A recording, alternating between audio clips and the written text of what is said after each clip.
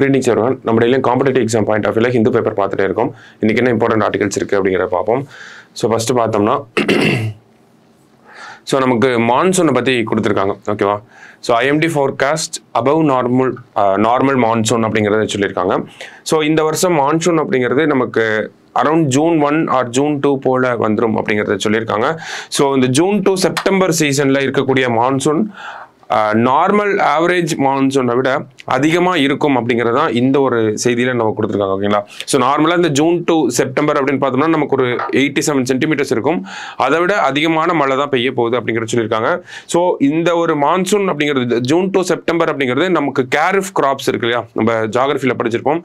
கேரிஃப் கிராப்ஸ்க்கு வந்து ரொம்ப ஹெல்ப்ஃபுல்லாக இருக்கும் அப்படிங்கிறதையும் சொல்லியிருக்காங்க, ஓகேவா? ஸோ மற்றபடி பார்க்குறப்போ இதே மான்சூன் வந்து நமக்கு நார்த் ஈஸ்ட் இந்தியாவில் வந்து கொஞ்சம் மழை நார்மலை விட கம்மியாக பெய்யும் அப்படிங்கிறதையும் கொடுத்துருக்காங்க. ஸோ 2-3 விஷயங்களை நம்ம இதுலேருந்து எடுத்துக்கலாம், ஓகேவா? ஸோ ஃபஸ்ட்டு மான்சூன் அப்படிங்கிறது கரெக்டான டைமில் ஆன்செட் ஆக போகுது, ஓகேங்களா? அதாவது ஜூன் 1 அப்படிங்கிறது கரெக்ட் டைம் அப்படின்னு சொல்கிறாங்க. So June 1 around June 1 or June 2 போல் நமக்கு மான்சூன் வந்துடும் அப்படிங்கிறது சொல்லியிருக்காங்க. So correct onset of monsoon. And then June to September அந்த டைம் பீரியடில் வந்து நமக்கு 87 சென்டிமீட்டர் அப்படிங்கிறது ஆவரேஜாக இருக்குது. ஸோ அதை விட அதிகமாக மழை பெய்யும் அப்படிங்கிறத சொல்லியிருக்காங்க. ஸோ இதனால நமக்கு கேரிஃப் கிராப்ஸ் இந்த சென்ட்ரல் இந்தியாவில் இருக்காங்க இல்லையா, பீகார், மத்திய பிரதேஷ், மகாராஷ்டிரா, கர்நாடகா, கேரளா, இந்த ரீஜன்ல எல்லாம் நமக்கு இந்த கேரிஃப் கிராப்ஸ் அப்படிங்கிறது நல்ல ஒரு விளைச்சல் இருக்கும் அப்படிங்கிறத சொல்லியிருக்காங்க. அண்ட் தென் கடைசியாக பார்த்தோம்னா நமக்கு நார்த் ஈஸ்ட் இந்தியாவில் டெஃபிஷியன்ட் ரெயின் அப்படிங்கிறத சொல்லியிருக்காங்க. அதாவது நார்மலை விட கொஞ்சம் கம்மியாக மழை பெய்யும் அப்படிங்கிறத கொடுத்துருக்காங்க. ஸோ அடுத்தது இங்கே பார்த்தோம்னா தமிழக அரசாங்கம் ஒரு சில விஷயத்தை சொல்லியிருக்காங்க. என்ன அப்படின்னு பார்த்தோம்னா இந்த புதுமை பெண் திட்டம் கொண்டு வந்ததுக்கு அப்புறமா பெண்கள் வந்து பெண் மாணவர்கள் இருக்காங்க, ஸோ ஐ மீன் மாணவிகள், அவங்களுடைய அந்த காலேஜுக்கு போகக்கூடிய அந்த விகிதம் cross enrolment ratio in higher education அப்படின்னு சொல்லுவோம். அதாவது உயர்கல்வியில் மாணவர்களின் சேர்க்கை அப்படிங்கிறது நமக்கு 34% இன்க்ரீஸ் ஆகிருக்கு அப்படிங்கிறது சொல்லியிருக்காங்க.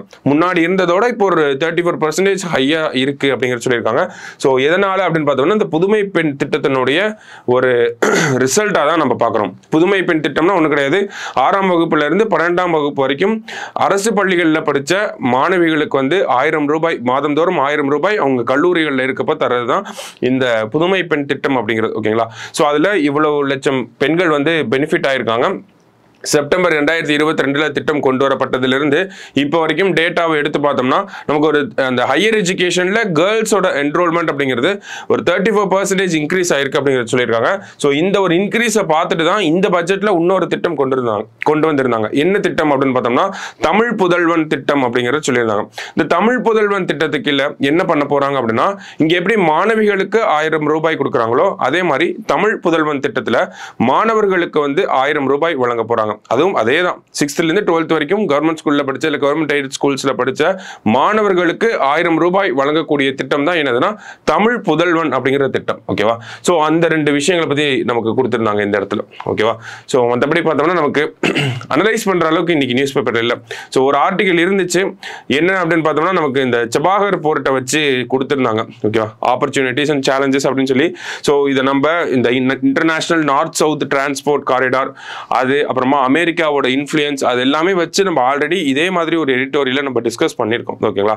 ஸோ அதே தான் இங்கேயும் சொல்லியிருந்தாங்க. ஸோ 2 டைம் ஒரே விஷயத்தை டிஸ்கஸ் பண்ண வேண்டாம், ஓகேவா?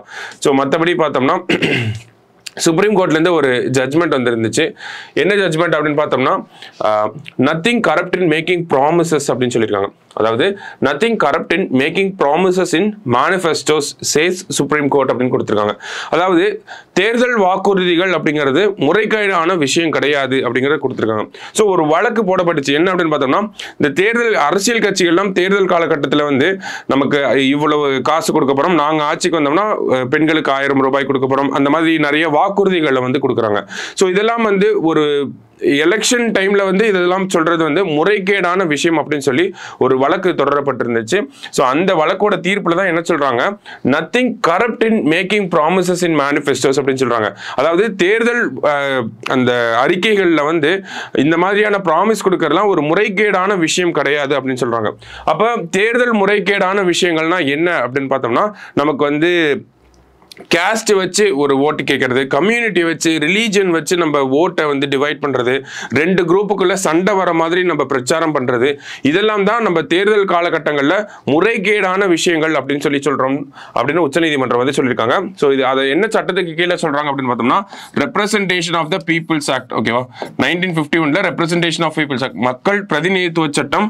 அதில் இருக்கக்கூடிய செக்ஷன் 123 கீழே என்ன சொல்றாங்கன்னா ரெண்டு அதாவது கேஸ்ட் பேசிஸ்ல, ரிலீஜன் பேசிஸ்ல, கம்யூனிட்டி பேசிஸ்ல, இல்ல ரேஸ் பேசிஸ்ல, அண்ட் தென் ஒரு ரெண்டு குரூப்புக்குள்ள சண்டை வர மாதிரி பேசுறது, இந்த மாதிரியான விஷயங்கள் தான் வந்து நமக்கு தேர்தல் முறைகேடாக இருக்கும் அப்படின்னு சொல்றாங்க.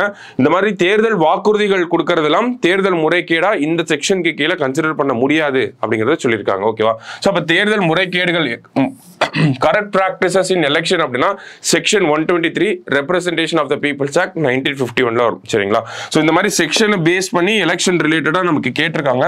அதனாலதான் நம்ம செக்ஷனோடய சேர்த்து பார்க்குறோம். ஓகேவா, ஸோ கடைசியா பார்த்தோம்னா நமக்கு ஒரு நிலச்சரிவு அப்படிங்கிறது 21ஆம் நூற்றாண்டுல நடைபெற்ற நிலச்சரிவுகள்லயே மிக மோசமான நிலச்சரிவு அப்படிங்கறத சொல்லியிருக்காங்க.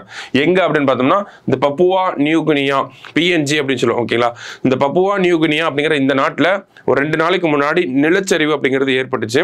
ஃபர்ஸ்ட் பார்த்தோம்னா 300 பேர் இறந்துட்டாங்க அப்படிங்கிற செய்திகளை சொல்லியிருந்தாங்க. அதுக்கப்புறமா நேற்று பார்த்தோம்னா ஒரு 670-700 பேர் கிட்ட இறந்துட்டாங்க அப்படிங்கிற செய்திகள் வந்து இருந்துச்சு.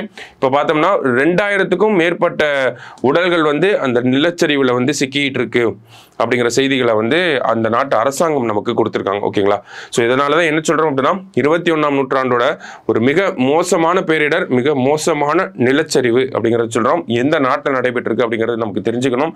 பப்புவா நியூகினியா அப்படிங்கிற கண்ட்ரி இங்கன்னா இந்த ஆஸ்திரேலியா, நியூசிலாந்து அந்த ரீஜன்லாம் இருக்கு இல்லையா, அதுக்கு பக்கத்தில் இருக்கக்கூடிய ஒரு சின்ன தீவு தான் இந்த பப்புவா நியூகினியா அப்படிங்கிறது. ரொம்ப சின்ன நாடு தான். பாப்புலேஷனே பார்த்தோம்னா அரௌண்ட் 10 to 12 மில்லியன் தான் இருப்பாங்க. ஓகேவா, ஸோ அங்கதான் இந்த ஒரு நிகழ்வு அப்படிங்கிறது, இந்த ஒரு பேரிடர் அப்படிங்கிறது நடந்திருக்கு. ஓகேங்களா, ஸோ தெரிஞ்சு வச்சுக்கோங்க. ஸோ இன்னைக்கு நியூஸ் பேப்பரை பார்த்தோம்னா இதெல்லாம் தான் கொஞ்சம் முக்கியமான விஷயங்களா இருந்துச்சு. ஸோ நம்ம நாளைக்கு நியூஸ் பேப்பர்ல மீட் பண்ணலாம். தேங்க்யூ.